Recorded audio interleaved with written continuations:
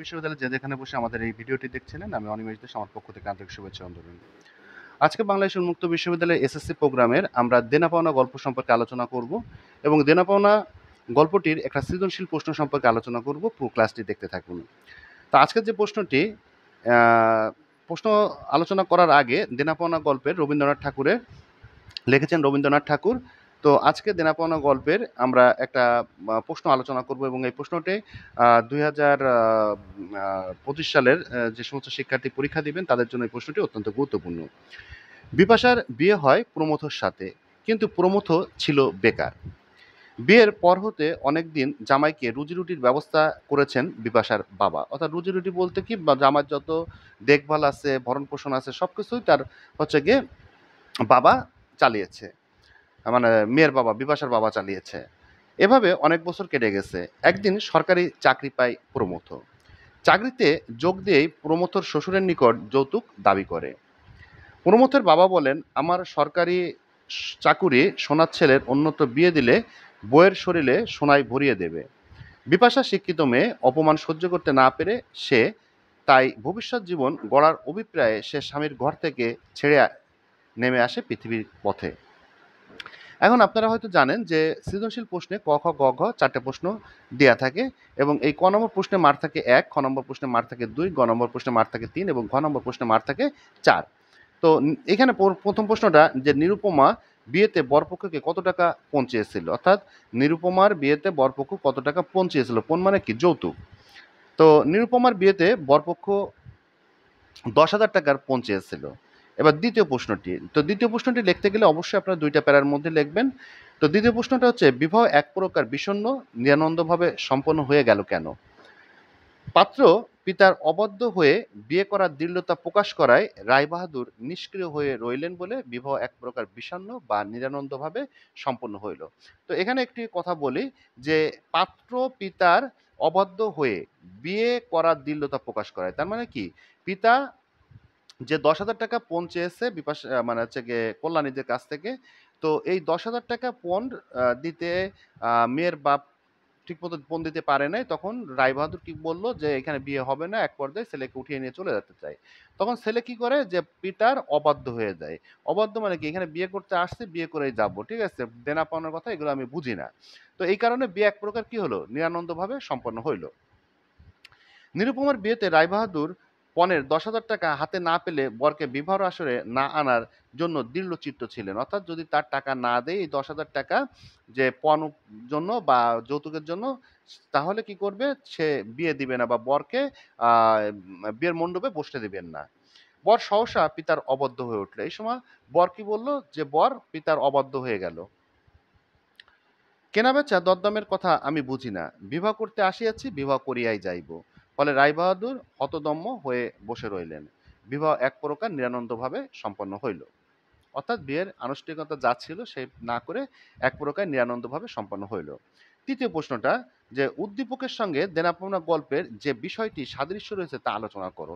আমরা যে উপরে উদ্দীপক পড়েছিলাম, তো এই উদ্দীপকের সাথে দেনা পাওনা গল্পের কি কি আহ, সাদৃশ্য রয়েছে, অর্থাৎ মিল রয়েছে, সেই বিষয় সম্পর্কে আলোচনা করতে হবে। তো এইখানে আমাদের গ নম্বর প্রশ্নটাই প্যারা করা লাগবে, 3টে প্যারা করা লাগবে। যে দেনা পাওনা গল্পে বর্ণিত যৌতুক প্রথার নিষ্পেষণের দিকটি উদ্দীপকের সাথে সাদৃশ্যপূর্ণ হয়ে উঠেছে।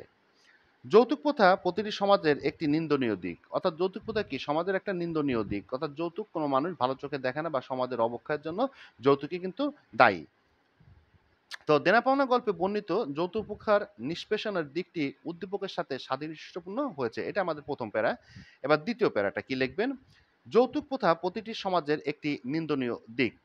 যৌতুক প্রথার অভিশাপে সমাজে অনেক নারীর জীবন দুর্বিষহ হয়ে ওঠে।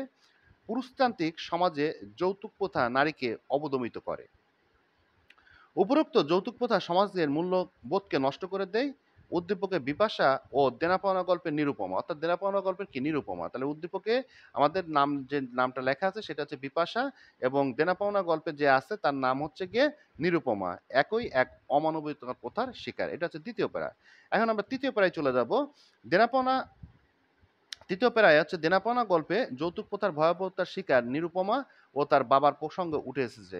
অর্থাৎ দেনাপাওনা গল্পে যে মেয়ের নাম ছিল তার নাম ছিল নিরুপমা। তো নিরুপমা যৌতুক প্রথার ভয়াবহতার শিকার হয়ে উঠেছে। রামসুন্দর তার একমাত্র আদরের কন্যা নিরুপমাকে প্রভাবশালী রায়বাহাদুরের একমাত্র পুত্রের সাথে বিবাহ দেন। বিবাহের সময় রায়বাহাদুর 10,000 টাকা নগদ সহ অন্যান্য যৌতুক সামগ্রী দাবি করেন। এতে কন্যার বাবা রাজি হন। কিন্তু বিয়ের সময় নগদ অর্থ কিছু বাদ পড়ে যায়। অর্থাৎ বিয়ের সময় সমস্ত নগদ অর্থ দিতে পারে না মেয়ের বাপ। ফলে শুরু হয় নিরুপমার উপর মানসিক নির্যাতন। নিরুপমার আত্মবিসর্জনের মধ্য দিয়ে শেষ হয় গল্পটির কাহিনী। এরপরে চতুর্থ প্রশ্নে আমরা চলে যাব। ঘ নাম্বার প্রশ্নে, অর্থাৎ এখানে মার্ক থাকে ৪। এখানে অবশ্যই আমরা ৪টা প্যারার ভিতর প্রশ্নটির উত্তরটি লেখার চেষ্টা করব। তো নিরুপমা প্রথার নিকট সমর্পিত কিন্তু বিপাশা আত্মসচেতনীতি এক দুরূহ নারী প্রতিমা। উদ্দীপক এবং দেনাপাওনা গল্পের আলোকে মন্তব্যটি বিচার করুন। উদ্দীপকে বিপাশা আত্মপ্রকাশ ও দেনাপাওনা গল্পের নিরুপমার আত্মবিসর্জনের মধ্যে মুক্তির পথ খুঁজেছে। অর্থাৎ নিজের জীবন বিসর্জন দিয়ে তারা কি করছে, যে মুক্তির পথ খুঁজে চলেছে। এটা হচ্ছে প্রথম প্যারা। এবার দ্বিতীয় প্যারা, আমাদের দেশে যৌতুকের শিকার হয়ে অসংখ্য নারী। আমাদের দেশে কি যৌতুকের শিকার কিন্তু অসংখ্য নারী কিন্তু হয়ে থাকে। অনেক সময় তারা পিতামাতা, দারিদ্র্য এবং শ্বশুর শাশুড়ির ভয়াবহ নির্যাতনের কারণে পরিবার অসহায় হয়ে পড়ে। ফলে এদেশের নিরুপমাদের গৃহবধূদের আত্মবিসর্জনের পথটি বেছে নেয়, অর্থাৎ জীবন ত্যাগ করার বিষয়টি তারা বেছে নেয়।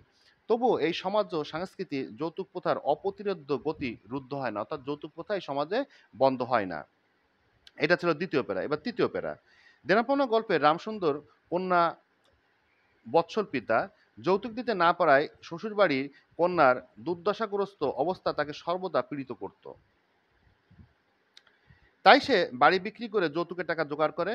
নিরুপমা পিতার অপমান এবং সর্বশান্ত অবস্থা সহ্য করতে না পেরে আত্মবিসর্জনের পথ বেছে নেয়। পক্ষান্তরে উদ্দীপকে বিপাশার বিয়ে হয় শিক্ষিত বেকার যুবক প্রমথের সঙ্গে। সরকারি চাকরি পাওয়ার পর বেঁকে বসে প্রমথ ও তার পরিবার। যৌতুকের দাকিতে প্রমথ অতিষ্ঠ হয়ে তোলে বিপাশা ও তার পরিবার। কিন্তু পরিণতিতে নিরুপমার মতো বিপাশা আত্মবিসর্জনের পথ বেছে নেয় না। বিপাশা আত্মপ্রত্যয়ী মেয়ে। সে পণপ্রথার বিরুদ্ধে বিদ্রোহ করে এবং একসময় সে স্বামীর ঘর ছেড়ে দেয়। এবার চতুর্থ যে প্যারাটি রয়েছে, উদ্দীপক ও দেনাপাওনা গল্পে বিপাশা এবং নিরুপমা যৌতুক প্রথার নিষ্ঠুরতার তারা শিকার। আমাদের সমাজে তারা চরম অসহায় অবস্থায় নিবেদিত, অর্থাৎ যখন যৌতুক দাবি করে এবং যৌতুক না থাকে তখন সে চরম অসহায় অবস্থার শিকার হয়। তারা না পারে যৌতুকের ব্যবস্থা করতে, না পারে প্রতিবাদ করতে, না পারে পরিবারের দুঃখ দূর করতে। তারা শুধু পারে আত্মবলি দিতে, অর্থাৎ নিজের জীবন বিসর্জন দিতে।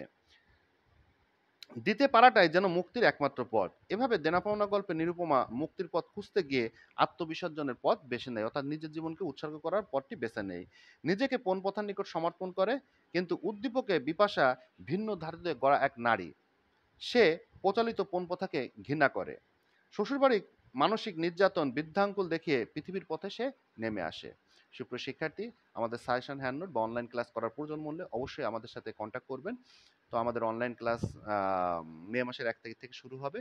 আমি অনিমেষ দাস। আজকের মতো ক্লাস থেকে বিদায়। সকলে ভালো থাকবেন, সুস্থ থাকবেন এই কামনায়। ধন্যবাদ।